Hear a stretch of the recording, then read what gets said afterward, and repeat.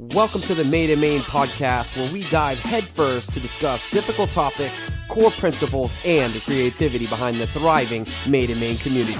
We invite you to tune in whether you're a skeptic, on the fence, or have many years designing and creating Maine-made products. Join us as we grow together and continue to put Maine on the map with the Made in Maine podcast.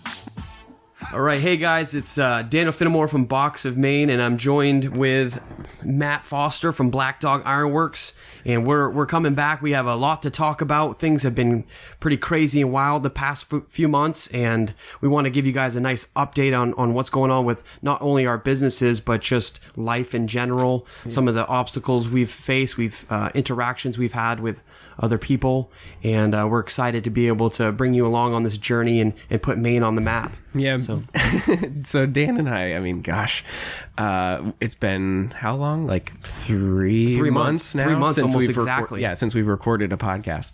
And so like we're sitting here trying to think about what we wanted to talk about, and we almost just started to talk about everything that we wanted to, you know, and we actually had to like say like, no, stop. Like we gotta leave this for the podcast. There's just tons of stuff that have happened. I mean, we're going to be talking about how our sales have been going with this, you know, maybe some of the challenges that we've had with like products, you know, not being able to get the stuff that we needed, you know, during all this coronavirus stuff. And man, just so many things. We're going to talk about employees, some of the challenges with that.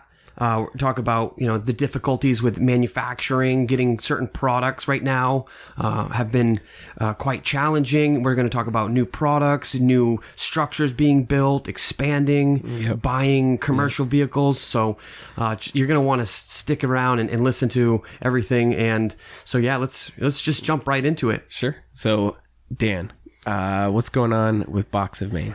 So, I mean, there's a lot. A lot has been going on. It's been busy. It's been kind of a blur.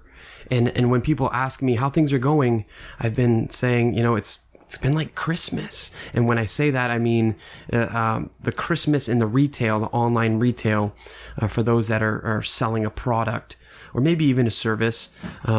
It's really busy. And it's all hands on deck. Yep. But with Christmas, we've talked about, we have that time to prepare and plan, right? Because everybody wants to go shopping and get a gift. I think that's just in us. We like to give gifts to people. And I think that's an awesome thing. And I love to be able to give that opportunity to people.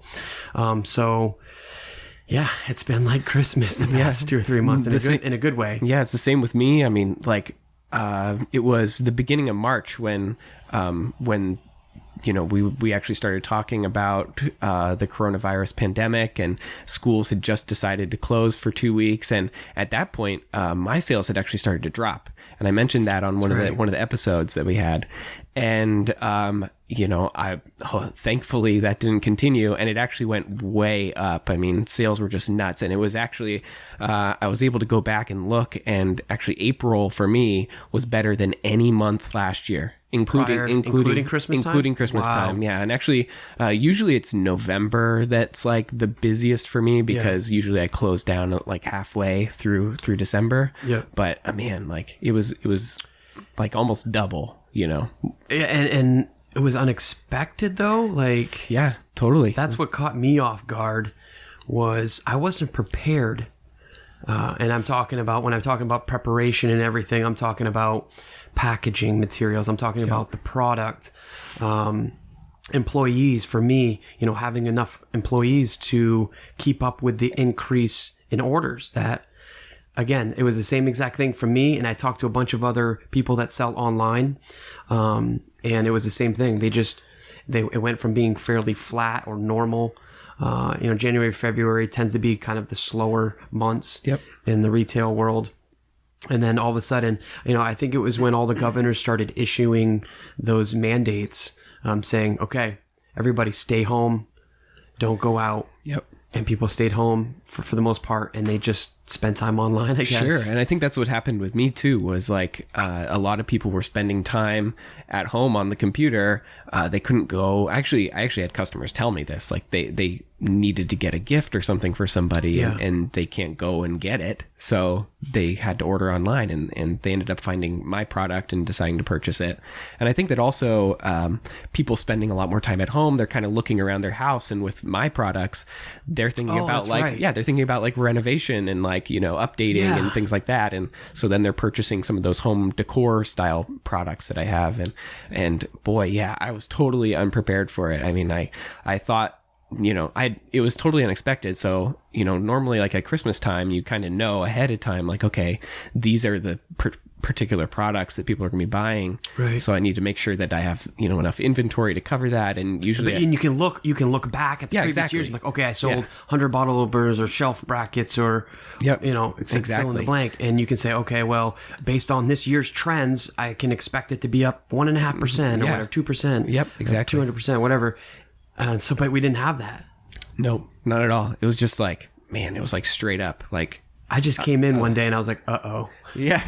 Yeah. Like I had, it's just me. So, boy, I had like record day after record day after record day. And it just kept climbing and climbing and climbing. And it was like, did you find yourself having a hard time just catching a breath and catching, keeping up with it, right? Because if you don't stay ahead of the curve, then you're just going to get more and more behind. Sure. And for me, things have started to plateau a little bit. Yeah. So, it's still like business is going really great, but it's not like, it's not continually climbing right now, which is kind of good because I wouldn't be able to handle it. Right. I actually ended up having to,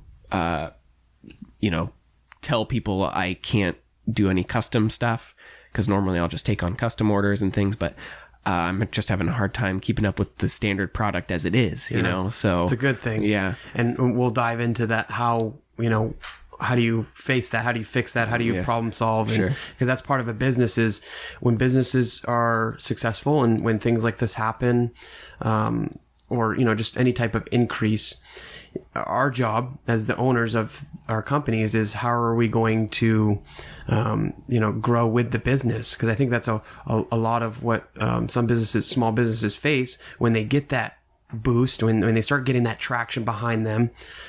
You gotta be able to keep up with this thing. Sure. So what did you have to do in order to like keep up with the demand for your stuff? So lots of challenges, obviously.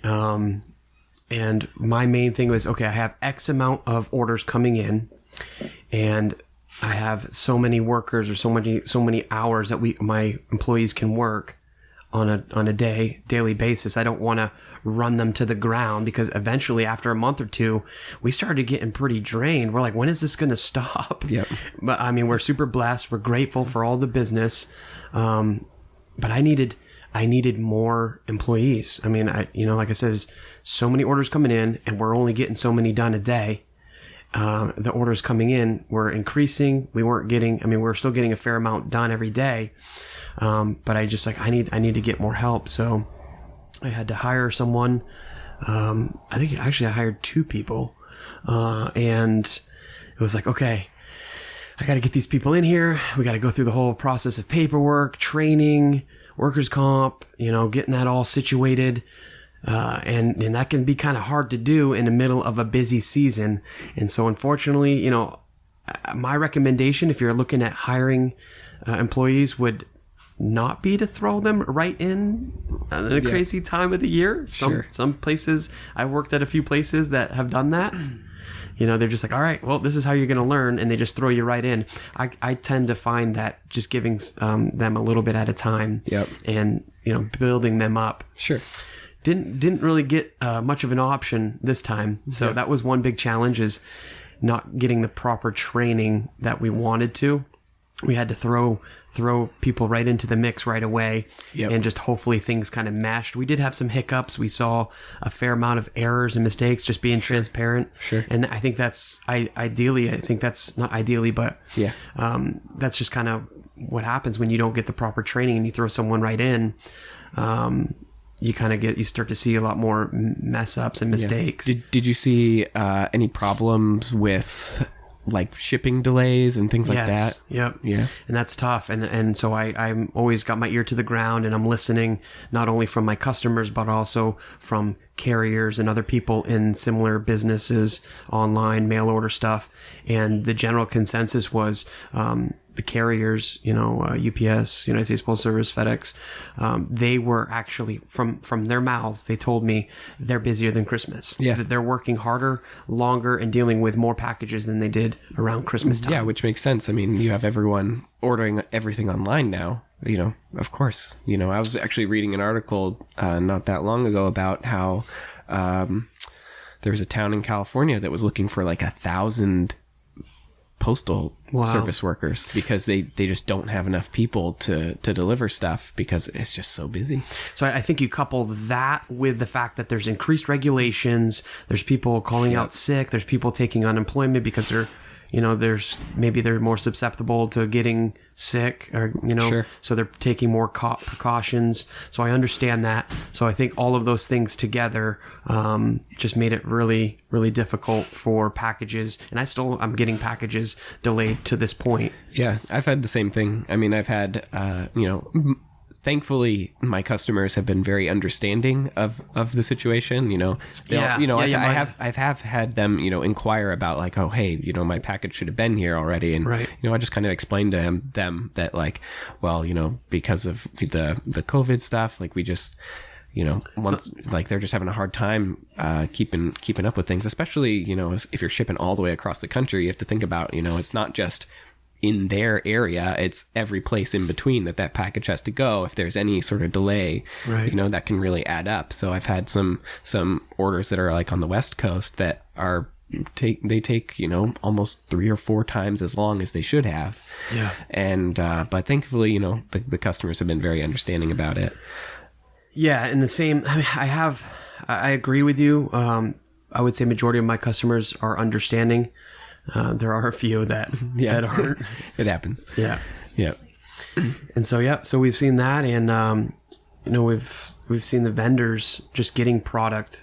So I get a lot of my product from other small businesses, which I've had some of them just like, thank you for that. Like, thank you for ordering right now. Yeah. Because they're not getting business from their retail shops.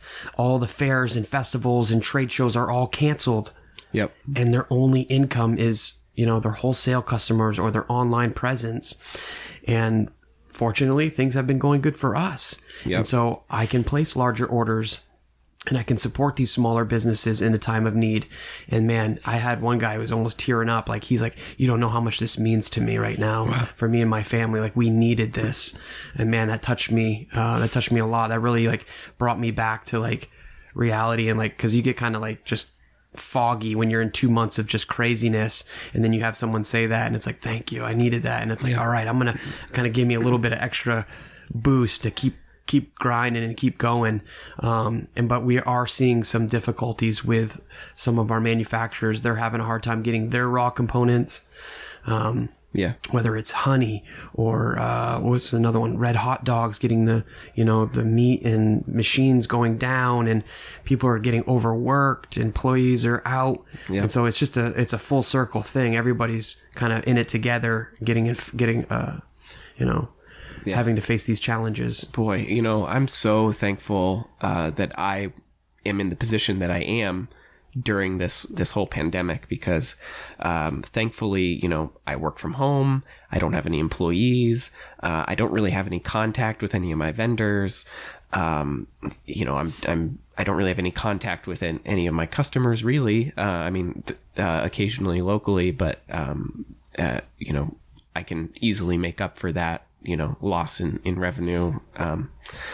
And I just happen to be in like a perfect situation to where I didn't really have many changes that I had to make as far as my business goes. I know that you had a lot more because you have a retail location, you have employees, you have you're in contact with so many more vendors and physical contact with them, and I haven't had many problems with getting inventory. Like as far as people just ship everything to you for the most part. Well, mostly, yeah. So like I ordered a ton of steel. I mean, thousands of dollars worth of steel right before this happened, sort of anticipating like, okay, what if things close down? Okay, I want to make sure I have this stuff. So I purchased a lot of that stuff ahead of time, and I usually do anyway. I usually buy all my steel in bulk. I'll order many thousands of dollars at a time.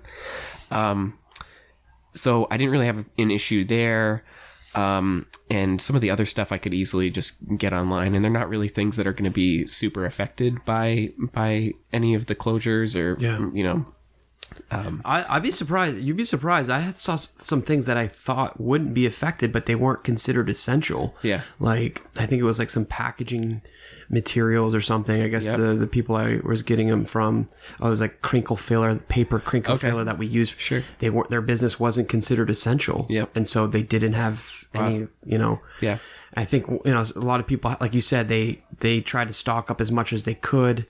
But then once that runs out, they weren't allowed to make any more until certain things got released or whatever. So I saw some challenges where people were having a hard time getting the glass jars to make blueberry jam or their branded boxes to put the product in. Yep. And so I only had an issue with a couple of things, and it's not like directly related to the product. So when I'm cutting metal or I'm grinding metal, I have to wear a respirator. Oh, that's right. And because it creates a lot of dust, it's not really good to breathe it in. Well, you can imagine, right now with a respiratory illness going around, all of those masks and stuff are getting sold out. So it was very difficult to find the replacement cartridges for my respirator mask that I wear. And so I actually ended up having to pay almost 3 times as much as I normally would in order to get them. I'm very thankful that I was able to find them and get them, and very thankful, like, even though I had to pay that much, Yeah. That was a little hard. And then also gloves, rubber gloves. So I usually wear rubber gloves when I'm doing the finishing work on the products, so like waxing them or coating them with painting them, whatever it is. And that was pretty difficult too. Luckily I had some already in my inventory, so I didn't really have to worry about it too much, but it has been a little difficult. But that's pretty much it. Everything else wasn't really affected by it. Now, what are you affected by? What products are you having a hard time getting? So the red hot dogs I was having problems with them. Moxie soda is another big one where just recently they said that they are temporarily discontinuing it because of COVID-19. I'm guessing the demand for some of they want to focus more on some of their other brands that they produce, the company. Yeah. And so Moxie, I guess, wasn't one of you think it would be, but I think it's really like a Maine, maybe New England. It's kind of a niche thing. Yeah. And so they're focusing more on their bigger brands. That's a tough one to swallow because we sell a lot of Moxie separately and in our gift boxes. That one we're still trying to chew on. I went and got as much as I could, but I don't think that that's going to last very long. I'm trying to think some of the other products. A lot of it came down to like the company we get product through, they couldn't get labels or bottles or certain other raw components that they use to complete their product. One of my guys was having a hard time getting yeast and flour. I guess that was a really big popular demand when people just started buying things up like crazy. They're baking at home. They're buying flour and yeast and sugar and all these things became high demand. And so I saw some problems with that. And really, I mean, the list goes on and on. You talk about, it's been a lot of hiccups and challenges. And then so when I can't get the product, then I got to tell all my customers, hey, I'm having problems, our company that we deal with. And so some of them are understanding. Yep. Other ones get pretty frustrated. So it's tough. And so I have a retail location. So I had to make the decision with such increase unexpectedly and all the new regulations and everything. I decided to close my retail shop. I had a little, or I shouldn't say retail shop. I had a retail room. It's more like a showcase room where we were having a fair amount of customers come in. They would build their own box of Maine. It was something I invested money into. I was super excited about. But I just had to make the difficult choice to close it down. Not, because one, we didn't want anybody coming inside the building, just my employees. That's all we kept the safe distancing. We got sanitizer all over the place. We got Clorox wipes, disinfectant wipes, which all these things were difficult to get, and we all had to pay way more money than we wanted to. But we're wiping down surfaces every day. We're having vendors just drop off on the back deck, and we're putting, invoices or checks in the mailbox. So Yep. we had a little bit. I mean, we definitely faced some challenges. Yeah. It seems like you're running out of a little space here. Yeah. You're just getting too big for yourself. Do you have any plans to do any sort of addition or storage or anything like that to help give you guys more we space? have some space in the back where we could drop, we could create, maybe build a garage, or maybe drop off a big storage container or something.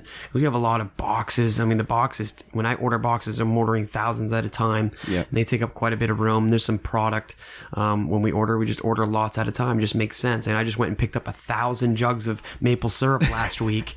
Wow. And it takes up a lot of room. Yeah. And so I do think there are some items that we could consolidate or find some more space.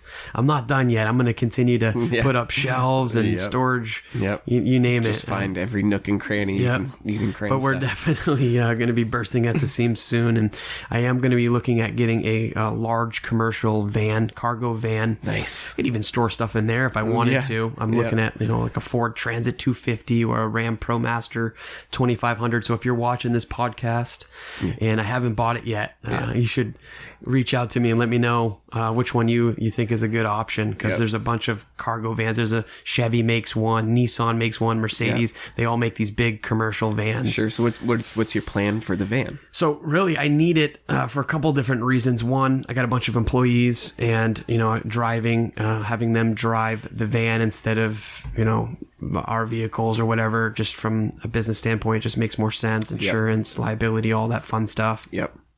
And then we just are seeing, as we grow, it makes sense to pick up 1,000 jugs of maple syrup instead of paying for shipping costs and whatnot. Because, I mean, through this, COVID-19 that we're going through, there's a lot of people that didn't even want to deliver. They just decided, well, if you want the product, we'll ship it to you. Yep. And you're just we'll have to figure out the shipping costs. So some would split the shipping costs. Others said, hey, if you want it, we can ship it, but it's going to be this much. Yeah. So that's like another cost you're not really wanting to accrue. Yeah. And so a lot of times I'm like, you know what? I'll go, or I'll send somebody and we'll just go pick up Sure, it just makes 1,000 sense. jars of blueberry jam and save tons of money. And so the cargo van, we've noticed, or with my SUV that I have, it's just filling up. Yep. I just don't have any more room. I'm having to make multiple trips. Wow. Just doesn't make sense to, you know what I mean? I'd rather pick up maybe two stops at once as opposed to doing it 2 or 3 times a week. Yep. Are you going to get it wrapped with your box Gotta of Maine get it logo? wrapped, man. I can't. Nice. I got a guy right down the street. He made my sign. He did some window decals, and I've been talking to him. I want to get that baby wrapped so that everywhere we go, it's like, hey, free advertising billboard. So it's I think it's a good thing. It's an investment into the company because it is going to be expensive. Yep. But tax write-offs. So. Yeah. Speaking of your box of Maine logo, you have a new box of Maine product. Yeah. Right? Yeah. I'm excited. We're working with some companies, and we have a all natural, no preservatives box of Maine popover mix. Now, as I'm a little embarrassed to say it, but I haven't had the popover. You need a special popover pan to make it, but it's a light, fluffy little pastry. And we have our own popover mix now. It's nice branded with our logo on the front. And this is a really good selling product of ours. And so I wanted to get my own. And it makes 8 to 12 popovers. So it's a Maine thing. And I'm excited because just really looking to grow Box of Maine. Yep. And more than just gift boxes. I want that name to be out there. And so popovers should be golden brown on the outside, and they taste great, served with butter, preserves, or shredded cheese. For best results, use the entire package. Nice. So we're working on new products, and we got a wild raspberry honey. The hot sauce is doing good. I haven't really added on a whole lot of products. I've actually been doing the opposite, and I've been removing the ones that just aren't moving that good. So I've been kind of just refining it down to some of the better selling items. Yeah, that's kind of the same thing that I'm doing, where I'm having a hard time keeping up with manufacturing my standard products. I'm really focusing on those hot sellers, the ones that I profit from the most, and the ones that I sell the most. I've been trying to focus on those, and that means that some of those other products I've just decided I'm just going to turn them off, and I'm if anyone asks, no, sorry, it's discontinued until further notice, because some of my items are going to be more profitable for me to make. I can make them faster, and I can make more money on them, where other ones are there's a lot more work that has to go into them, or that's the man. I'm not even gonna skip over that, because that is so important. They're difficult decisions to make, because you want to try to please everybody. You want to have a nice broad product line, because it kind of makes you look official and more versatile, and look at all the different things that he can do. But when it comes down to it, at the end of the day, it's about what? Profitability. Sure. If you're making more money and it's faster to make this one product and it's selling good, then you got to learn to divert your energy, your time, because your time is very limited, right? I mean, you just said you're doing it all. And we'll dive into, employees. We'll talk a little bit more about that. And seeing how, to continue to grow your business. But right now, I think you're doing all the right things, and I'm glad to hear that. So employees you need to have employees in order to grow. You can't do it all. And I was just where you were at not that long ago, a year ago, maybe. So for the first year or two, it was just me. My wife would help out when I got in a pinch, and I would bring some friends in once in a while to help me get through those spurts in this business. Does your business, for the most part, does it spike and then it just kind of levels back out? It's pretty steady. There's obviously some times of year where it's going to be, a lot busier. So, obviously with the whole COVID thing, it's been a lot busier than normal.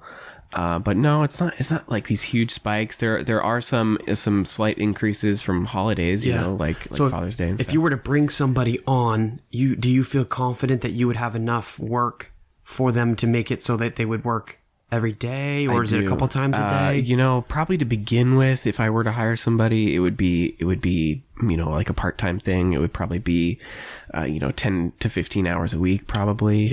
And it would be really basic stuff they'd be doing. It would be a lot of the I guess you could call them monotonous tasks, like this really simple tasks, like laborsome. I can spend an hour or 2 hours a day cutting and grinding metal to prepare it to be forged. And, if I could have someone else do that, imagine if you came in and it was all exactly, it gives me that time back in order to put it into the business, put it into making more product. And right now I have over 20 items that are sold out. What? Yeah. Are you serious? Because I just can't keep up with it. And wow. Yep. So, having an employee to be able to do that would be awesome. But the challenge right now is that I just don't have the space for an employee. I'm working out of a 12 by 16 shop. So if you don't know, you can kind of think of it as like a moderate sized shed. It's not super big, right? It's under 200 square feet, but even for you though, like as you grow as a business, you're buying more equipment. Yeah, exactly. I'm sure that moderate sized shed is more filled up than it was a year ago. Yeah, it's crazy. I've had to become like super efficient with how things are laid out, and all the processes that I do, and try to eliminate things that were unnecessary, and really evaluate everything that I did. Right. Well, it's gotten to the point where I just can't do anymore. But you're doing it the right way. I think so many people want to just get to that big, huge shed or that big, huge building, and they take out loans and they jump right into it. And then it's like, okay, now I'm vastly in debt. Yeah. Now I have that pressure that I have to perform. And that can be really stressful, where you and we pushed it, and there was pressure and stress there along the way. We pushed it in a small area as long as we could until it was just crying out to us like, you need more room. You just can't operate. I'm slowly getting there again. Yep. I'm afraid that I didn't plan enough. Yeah. So I kind of talk things over with my wife all the time. She's a partner in this business, even though she doesn't do a whole lot, this is a family business, and we run things by each other, and she gives me ideas and critiques things for me. And we've talked about, okay, how do we go to this next step? And I would love it if we could become super big and have our own building on a piece of land that is the businesses. Right now it's at our home, but I just, we're not quite ready to take that step. So we're doing what we're calling, a stepping stone. It's a way to get us to that next level. And that's going to be putting an addition on my shop. And so we're going to be doing here, in about a month, we're going to be adding, a 20 by 16 foot addition onto the shop, plus an 8-foot by 20-foot lean-to off the side of it. And so the plan is that I'm going to be able to have more space, so I can get some pieces of equipment that are going to make the production a little bit faster. But then I could even hire somebody that could help. And then also that outdoor space is going to be very helpful for like storage and stuff. So we can get some of those things that we use occasionally out of the working space. Okay. Just efficiency again, really. Exactly.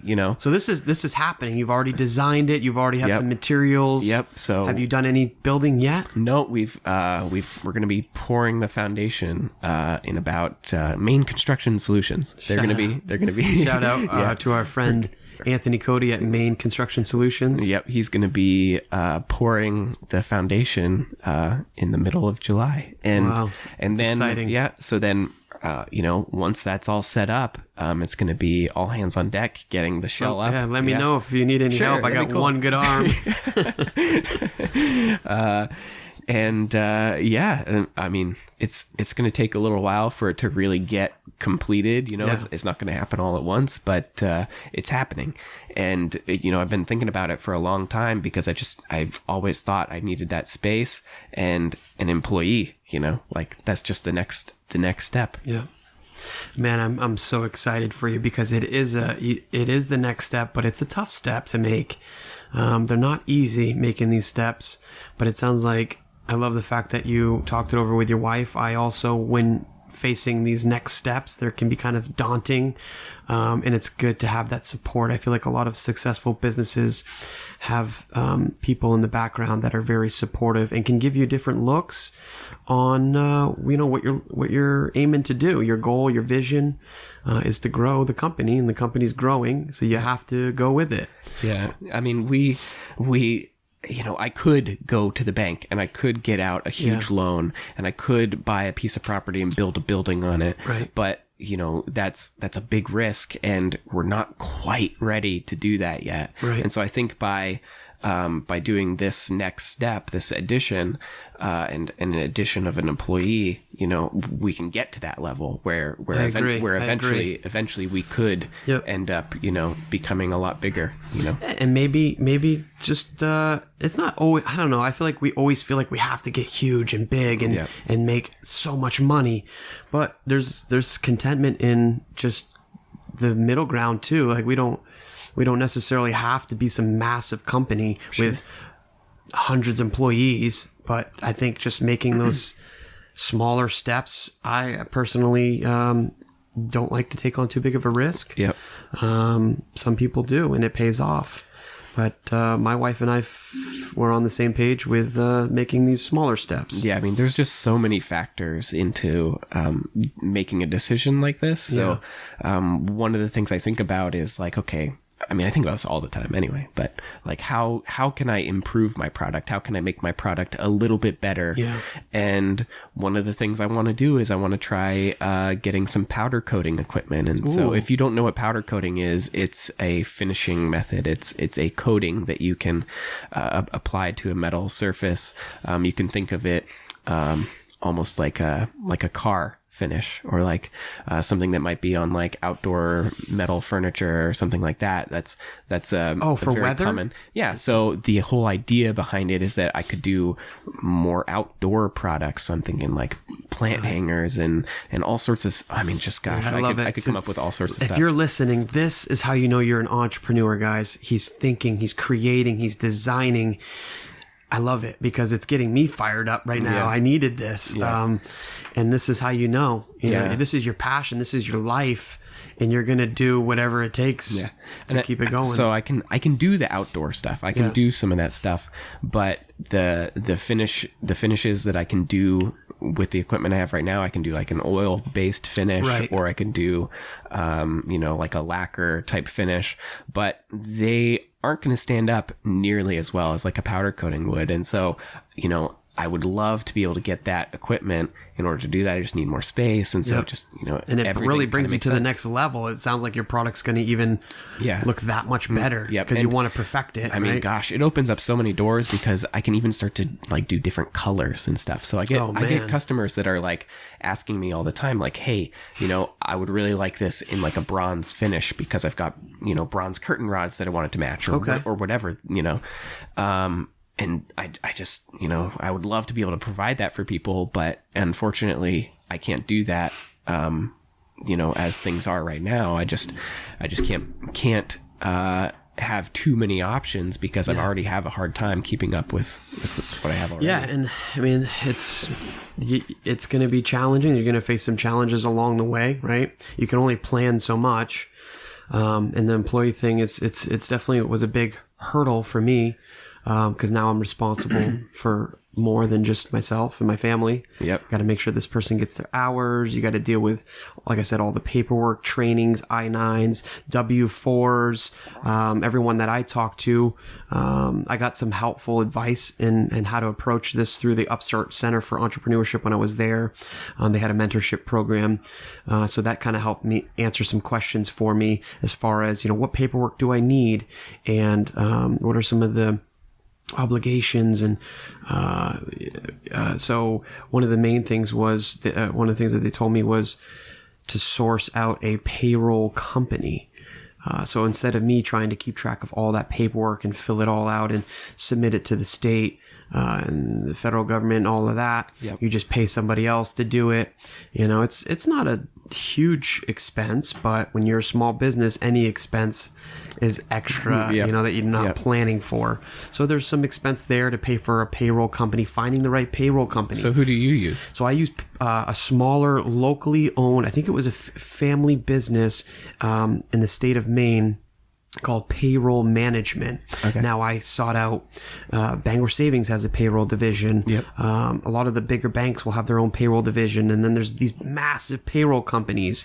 One's like Advantage Payroll and ADP. Gosh, there was so many different, I probably looked at like 4 or 5, maybe even more than that. Sure. So why did you choose the one you went with? Questions, you call them up, they send somebody over, you sit down, they present what they can offer you. And I don't know, I liked one of the guys. His name was Ed Spencer, very down to earth guy, very personable, just kind of shot it straight with me. And I like the fact that they were still fairly small, and they were loyal to Maine and the way that they started. And you know what? He was right, because when I have a question, I got a contact and they get back to me right away. With some of these bigger companies, you're just a little small. Yeah. You're nothing. Yeah. You know what I mean? Yeah. You're just a little tiny guy down at the bottom, and you may not get the extra attention because I have had questions over the past year. Of course. Yeah. It's been good. So I chose payroll management. Of course, they all have different fees and, honeymoon periods, they call it, where they give you a nice incentive in the beginning, and then after you've used them for a year, you probably start to see that go away. But then I had to work with a workers' comp insurance, which I didn't as a self-employed. I don't have to. I'm exempt from it. And so there's another thing. But for the most part, I think they told me like all workers' comp pretty much goes through a company called Memic. They said like 90% of it goes through that company. So I just connected with some insurance brokers, and I was like, hey, I'm looking for workers' comp. They set me up with Memic, answered a bunch of questions, paperwork, yada, yada. And then what happens is the workers' comp company connects with the payroll company, and they work together on, your employee, how many hours they're making, how much they're getting paid, all that stuff. And then, do you fill out the direct deposit, or you can get a paycheck, have them actually, which most people, I don't think they do that as much anymore. Because it costs extra money if you want to have an actual physical paycheck. So those are just some of the things. I know it's still fairly new to me. It's only been like a year or so, maybe a little bit longer, but and then other insurance for your property, which I think you probably already have. So you might want to look into that. You might want to reevaluate that once you have somebody on property. For sure. That's in a nutshell. That's kind of what I'm dealing with, and more employees that you add, the more workers' comp, the more everything kind of starts to go up more. Payroll. So does the payroll company that you go through, do they take care of like all the W-2 stuff and everything? And there's like an annual file, like an annual one that they have to do every year, and then there's like a fee at the end of the year for filing the W-2s that they do. But I just send over the hours, and they take care of everything else. So how do you keep track of hours? So I'm glad you mentioned that, because I'm thinking about looking and seeing if I can have like a punch card or something.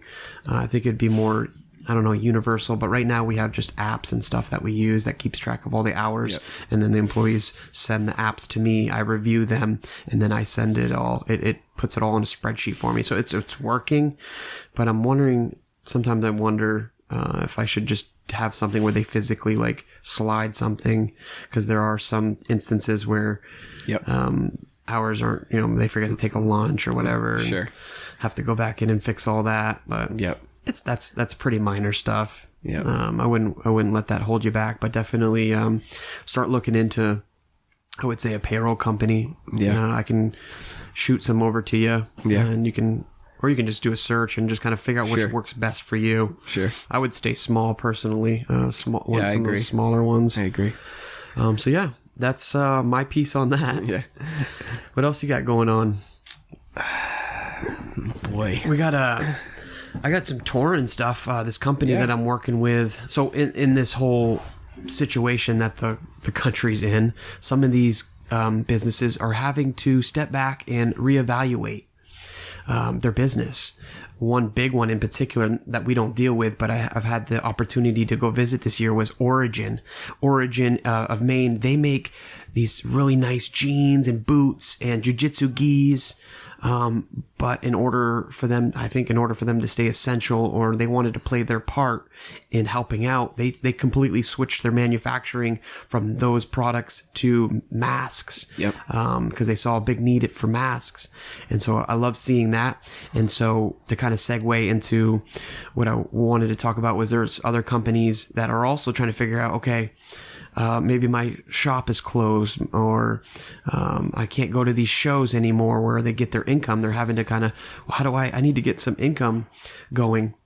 This company in particular, Red Cloak Tour, they're doing food tasting tours. So the owner reached out to me and was like, hey, I'd like to have a box of Maine special for this tour, food tasting tour. And so she talks about the culture. She talks about the history, for instance, of whoopie pies or Moxie soda or the blueberries, just to name a few. And so we've made a special box to send out to people, so you can get that Red Cloak Tour gift box, and it comes with a virtual tour. And so a lot of these companies are doing virtual stuff. I even saw something recently, a virtual, what are they calling it? Some kind of virtual food show or trade show. Oh, really? Yeah, where they're doing, I don't know enough info about it, but they're doing like a virtual, because all of the festivals and fairs and trade shows are canceled, so they're doing like a virtual one. Interested to see how that goes. Yeah, so the Common Ground Fair canceled, and like, that's a big one. This was going to be like my big one this year, and I was really looking forward to it, but they ended up canceling. And I think they're doing something kind of similar to what you're describing, where they're doing some sort of digital type of event thing to try to support the vendors. Yeah, I don't know if they're going to be supporting the vendors as much as they're going to be supporting the I don't know, you'd call them the presenters that they normally have. You know, they have all these events. They have these events and that you can go to, and so I think they're going to be trying to do those digitally.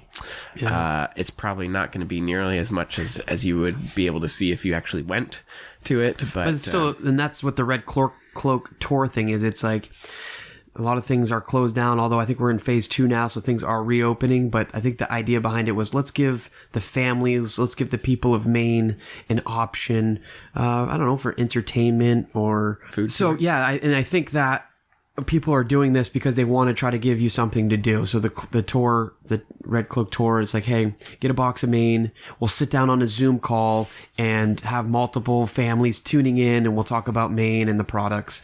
So whether it's a hit or not, I don't know, but I like the incentive behind it. I like the idea. Yeah. So if someone's interested in knowing more about the tasting tour, where can they find that? So they can go right to Red Cloak Tour, and it's right on there. You'll see the box of Maine, the special edition that we did. You just book the date when you want to do the tour, and we'll get the box sent out.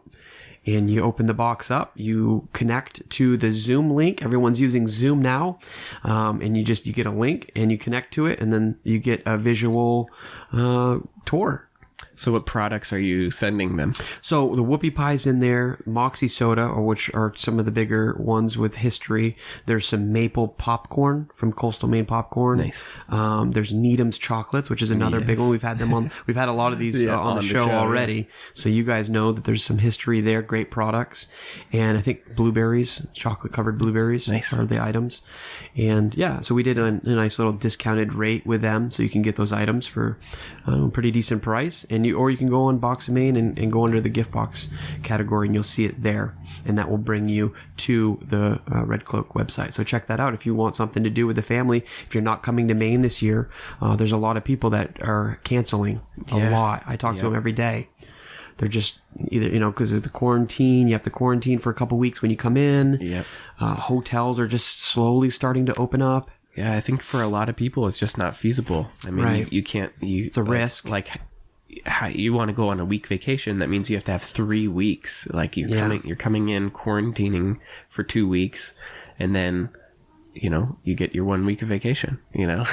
That's a lot. But are people quarantining? I don't know. I don't know. Who knows? I don't know how they're keeping track of that or anything. But yeah, I think it makes it pretty tricky. Maine is a highly destinated place where people go to get away, to unplug, to vacation, to get the coast. We just spent time on the coast, and it's just, you get that fresh coast sea breeze, and it's nice. Yep. Go hiking. Yep. And a lot of these coastal businesses are hurting bad right now. Yeah, I mean, Maine's economy is very dependent upon tourism, and we're going to see a lot less of that this year, and it's really bad. And a lot of things that I saw this weekend was a lot of the restaurants are building these outside decks. Yep. And they're just doing everything outside.